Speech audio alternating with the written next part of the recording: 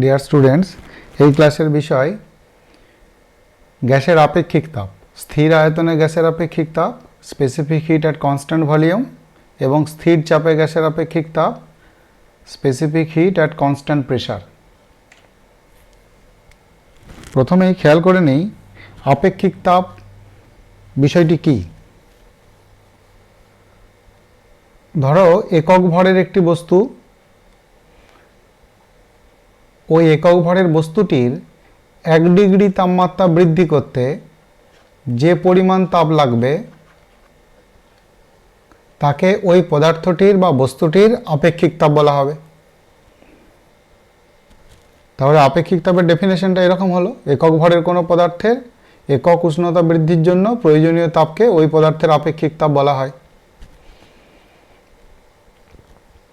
এখানে খেয়াল রাখবে এই ডেফিনেশনটা কিন্তু কেবল কঠিন এবং তরল পদার্থের ক্ষেত্রে প্রযোজ্য,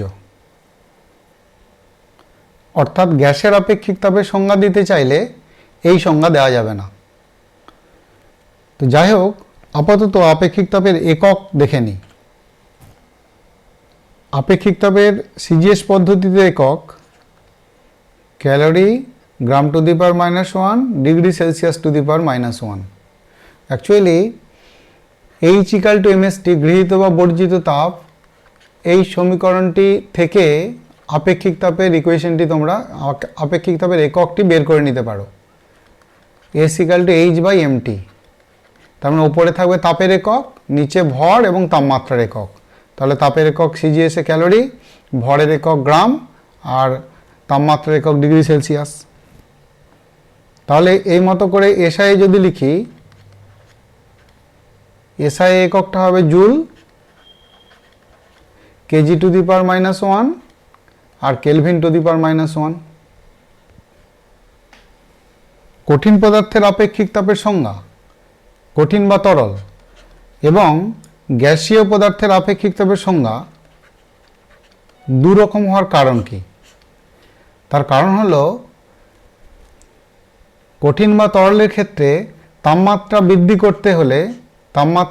করতে হলে কেবল তাপ দিলেই হবে। একটা বস্তুতে তাপ দেওয়া হবে, তাপ দিলেই তাপমাত্রার বৃদ্ধি হবে, অন্য কোনো কারণে তাপমাত্রার বৃদ্ধি হবে না, বা তাপ দিলে অন্য কোনো ফলাফল পাওয়া যাবে না, চাপ আয়তনের কোনো পরিবর্তন আসবে না। কিন্তু গ্যাসের ক্ষেত্রে তাপ দিলে, তাপ যদি দেওয়া হয় তাহলে গ্যাসের তাপমাত্রা বৃদ্ধি পাবে, তাপমাত্রার সঙ্গে চাপ আয়তন এইসবের পরিবর্তন ঘটবে। আবার কেবলমাত্র তাপ দিলেই যে তাপমাত্রার বৃদ্ধি পাবে তা নয়, দেখা যাবে যে আয়তনের পরিবর্তন করলে, মনে করো যে গ্যাসটির আয়তন কমানো হলো, তাহলে গ্যাসটির আয়তন যদি কমানো হয় তাহলে ওর তাপমাত্রা বৃদ্ধি পাবে, বা গ্যাসটির আয়তনকে যদি বৃদ্ধি করা হয় অর্থাৎ পিস্টনটিকে উপরের দিকে যদি তোলা হয় তাহলে আয়তন বৃদ্ধি পাবে এবং তখন তাপমাত্রা কমে যাবে।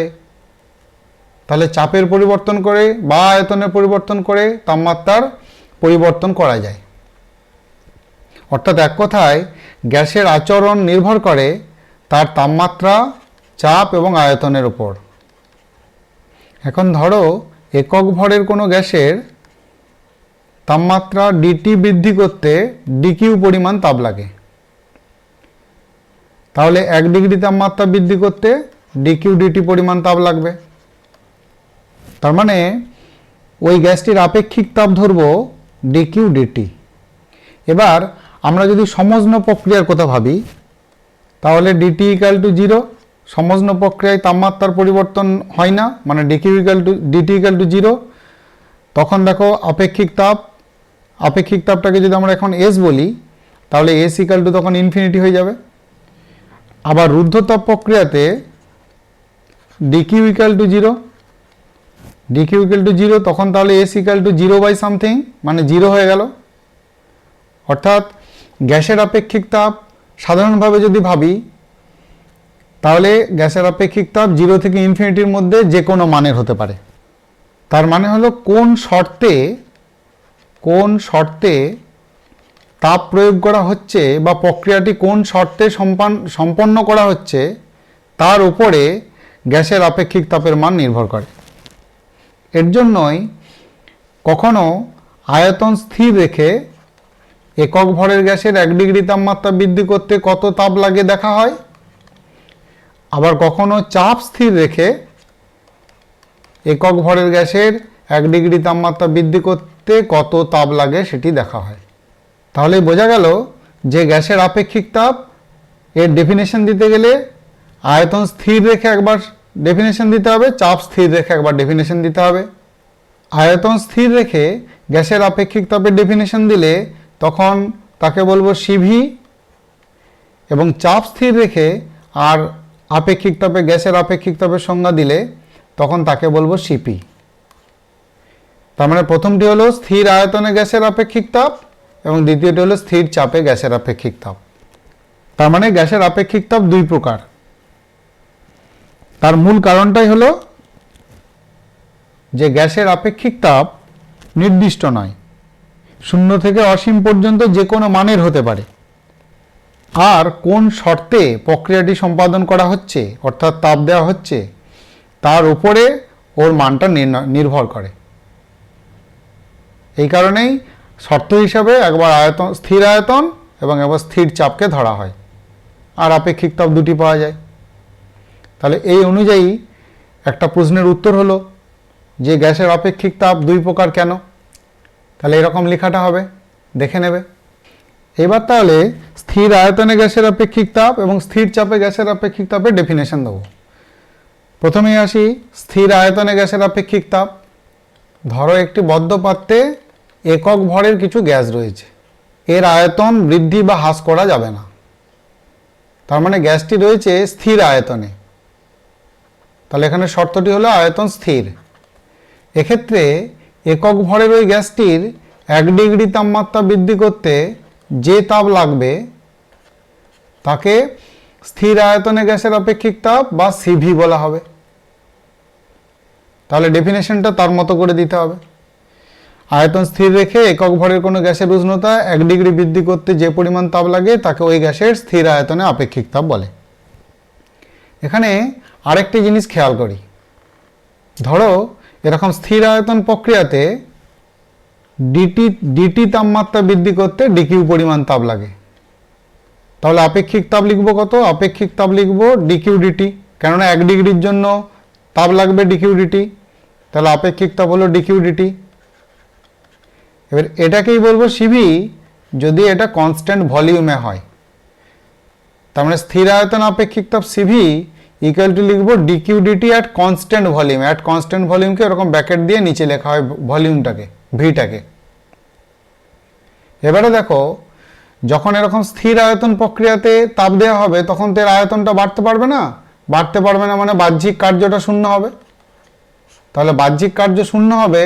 তাপগতিবিদ্যার প্রথম সূত্র ডিকিউ সমান ডিইউ প্লাস ডিডব্লিউ।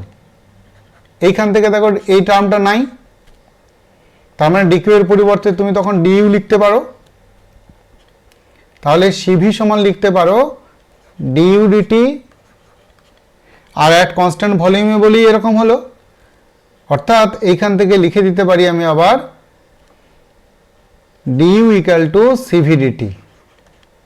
এটা আরেকটি সমীকরণ পেলাম, একটা পেলাম সিভি সমান ডিইউ ডিটি, ওখান থেকে আবার ডিইউ সমান সিভি ডিটি। তাহলে আমরা এই ডেফিনেশনটার নিচে এই ইকুয়েশনগুলোকে লিখে নেব। স্থির আয়তনে গ্যাসের আপেক্ষিক তাপ CV equal to dQ dT at constant V, constant volume, বা CV equal to dU dT. তাহলে এখানে চিহ্নগুলি বলে দিতে হবে যে ডিটি তাপমাত্রা বৃদ্ধির জন্য প্রয়োজনীয় তাপ ডিকিউ, আর স্থির আয়তন প্রক্রিয়াতে ডিকিউ ইকুয়াল টু ডিইউ। তাই এই দুটি ইকুয়েশন পেয়েছি। আর এখান থেকে লিখতে পারবো dU equal to CV dT. এই ইকুয়েশনটি পরবর্তীতে খুব কাজে লাগবে, তাহলে খেয়াল করে রাখবে। এবার এভাবেই আসি স্থির চাপে গ্যাসের আপেক্ষিক তাপ, specific hit at constant pressure. স্থির চাপে গ্যাসের আপেক্ষিক তাপ মানে এক্ষেত্রে চাপ স্থির রাখতে হবে, আর ওই একক ভরের গ্যাসের 1 ডিগ্রি তাপমাত্রা বৃদ্ধি করতে কত তাপ লাগে দেখতে হবে। এক্ষেত্রে যে পরিমাণ তাপ লাগবে সেই তাপটিকেই বলবো স্থির চাপে গ্যাসের আপেক্ষিক তাপ বা সিপি। তাহলে এই অনুযায়ী সংজ্ঞাটি হবে স্থির চাপে একক ভরের কোনো গ্যাসের উষ্ণতা 1 ডিগ্রি বৃদ্ধি করতে যে পরিমাণ তাপ লাগে তাকে ওই গ্যাসের স্থির চাপে আপেক্ষিক তাপ বলে। এখানে তো খেয়াল করো যে যদি চাপ স্থির রেখে ডিটি তাপমাত্রা বৃদ্ধি করতে ডিকিউ পরিমাণ তাপ লাগে, তাহলে 1 ডিগ্রি তাপমাত্রা বৃদ্ধি করতে ডিকিউ ডিটি পরিমাণ তাপ লাগবে, ডিকিউ ডিটি। তাহলে স্থির চাপে আপেক্ষিক তাপ লিখব CP equal to dQ dT at constant P. এখানে খেয়াল করো যদি স্থির চাপে করা হয় তখন কিন্তু ওই উপরে dQ equal to dU plus PdV বা ডিডব্লিউ এই গোটা সমগ্র ইকুয়েশনটিই থাকবে। কারণ এবার আর বলতে পারছি না যে ডিকিউ ইকুয়াল টু কেবল ডিইউ, তার মানে ডিকিউ ইকুয়াল টু যা হয় গোটাটি ডিইউ প্লাস ডিডব্লিউ, তাহলে আর এটিকে ভেঙে কোনো লাভ নেই, ডিকিউটাই থাক পুরোটাই। তার মানে সিপি যখন আমি গাণিতিকটা দেবো তখন সিপি ইকুয়াল টু লিখবো dQ dT at constant P, বা এখান থেকে লিখতে পারবো dQ equal to CP dT. এগুলি এখন মূল ওই সংজ্ঞার নিচে লিখে রাখবো। আর এখান থেকে পাবো dQ equal to CP dT. এই সমীকরণটিও পরবর্তীতে খুব কাজে লাগবে। এবার দেখো এখানে প্রতি ক্ষেত্রে একক ভরের গ্যাসের 1 ডিগ্রি তাপমাত্রা বৃদ্ধির জন্য কত তাপ লাগবে সেই অনুযায়ী আপেক্ষিক তাপের সংজ্ঞা দেওয়া হলো স্থির আয়তনে এবং স্থির চাপে। কিন্তু 1 মোল গ্যাসের ক্ষেত্রে যদি ওই একক ভরটাকে পাল্টে মানে সিজিএসে গ্রাম বা এসআইতে কেজি এটাকে পাল্টে যদি 1 মোল গ্যাসের জন্য করা হয় তাহলে এই সংজ্ঞা দুটি পাল্টে যাবে। তখন হয়ে যাবে স্থির আয়তনে গ্যাসের মোলার আপেক্ষিক তাপ এবং স্থির চাপে গ্যাসের মোলার আপেক্ষিক তাপ। 1 মোলের জন্য হলে মোলার আপেক্ষিক তাপ হয়ে যাবে। তাহলে সেই মতো আবার দুটি সংজ্ঞা দিতে হবে স্থির আয়তনে গ্যাসের মোলার আপেক্ষিক তাপ। তার মানে এখানে তার কোনো আয়তন স্থির থাকবেই, আর 1 মোল গ্যাসের 1 ডিগ্রি তাপমাত্রা বৃদ্ধি করতে কতটা তাপ লাগবে, তাহলে সেটিকে বলবো স্থির আয়তনে গ্যাসের মোলার আপেক্ষিক তাপ। দেখে রাখো আয়তন স্থির রেখে 1 মোল পরিমাণ কোনো গ্যাসের উষ্ণতা 1 ডিগ্রি বৃদ্ধি করতে যে পরিমাণ তাপ লাগে তাকে ওই গ্যাসের মোলার আপেক্ষিক তাপ বলে। স্থির আয়তনে মোলার আপেক্ষিক তাপ সিভি ইকুয়াল টু লিখে রাখবো ক্যাপিটাল এম ইন্টু সিভি। স্থির আয়তনে মোলার আপেক্ষিক তাপ ওটার সিটা ক্যাপিটাল দেবে, আর একক ভরের জন্য আপেক্ষিক তাপ ওটার বেলায় সিটাকে স্মল দেবে, স্মল লেটারে লিখবে। এখানে এমটা হলো ওই গ্যাসটির আণবিক ওজন। তার মানে একক ভরের জন্য আপেক্ষিক তাপ তাকে আণবিক ওজন দিয়ে গুণ করলেই মোলার আপেক্ষিক তাপ পাওয়া যাবে। কনভার্ট করার জন্য এই সমীকরণটিও কাজে লাগবে।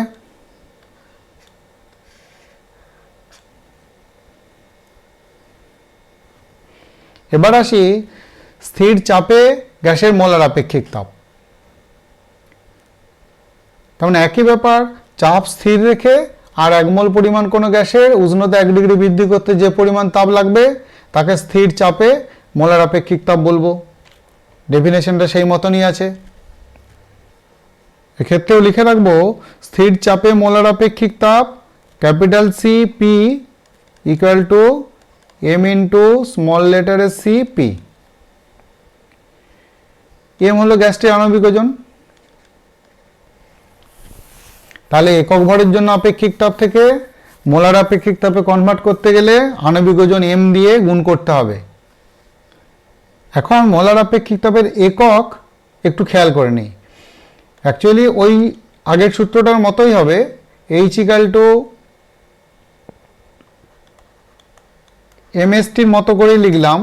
এখান থেকে S equal to H by MT. M বলতে এবারে আর ছোট হাতের এম দিইনি, বড় হাতের এম দিয়েছি।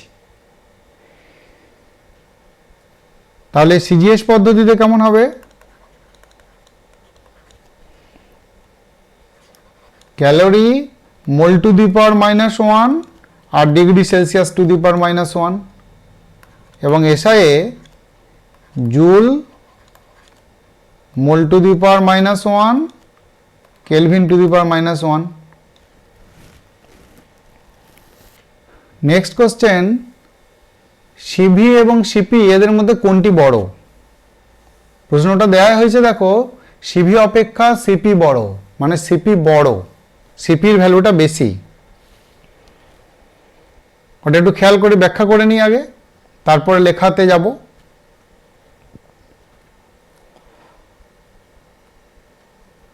ধরো এরকম একটি পাত্র যেটির প্রসারণ বা সংকোচন হবে না, যেখানে গ্যাসের প্রসারণ বা সংকোচন হবে না, তার মানে আয়তন স্থির থাকবে। এক্ষেত্রে এই সিস্টেমটিতে যে পরিমাণ তাপ দেওয়া হবে তার পুরোটাই কিন্তু অভ্যন্তরীণ শক্তি বৃদ্ধি করবে, কারণ এক্ষেত্রে আয়তনের প্রসারণ হবে না, মানে বাহ্যিক কার্যের পরিমাণটা শূন্য। তাহলে এক্ষেত্রে যে তাপটা দেওয়া হবে সেই তাপটা পুরোটাই অভ্যন্তরীণ শক্তি বৃদ্ধি করবে, মানে তাপমাত্রার বৃদ্ধি করবে।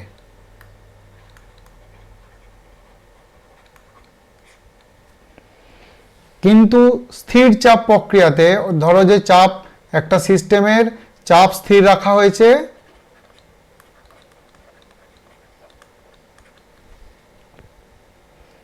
এবার এখানেতেও একক ভরের কোনো গ্যাস রয়েছে, এখানে যেমন ছিল একক ভরের কোনো গ্যাস, এখানেতেও একক ভরের কোনো গ্যাস রয়েছে।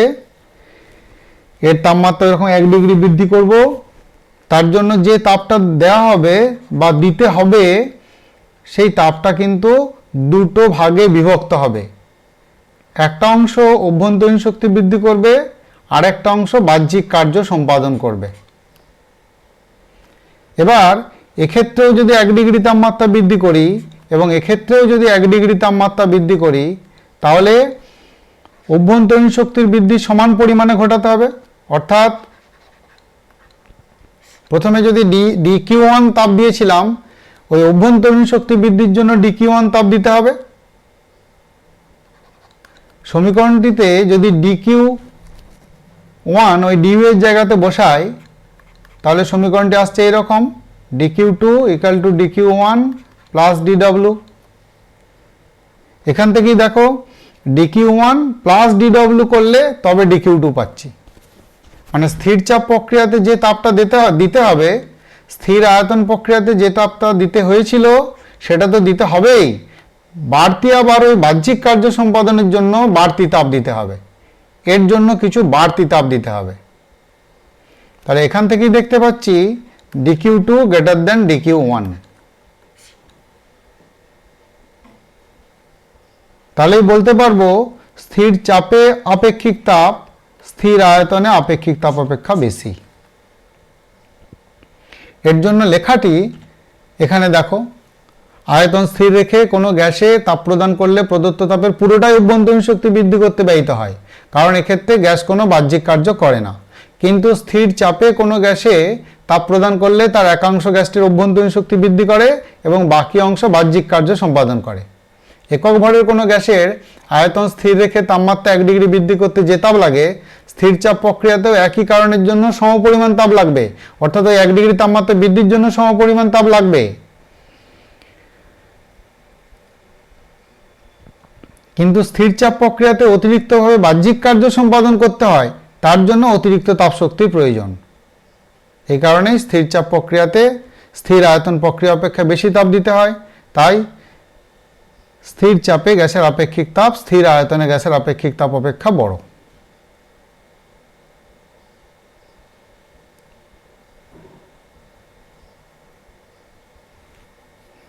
তাহলে এখন এই পর্যন্তই।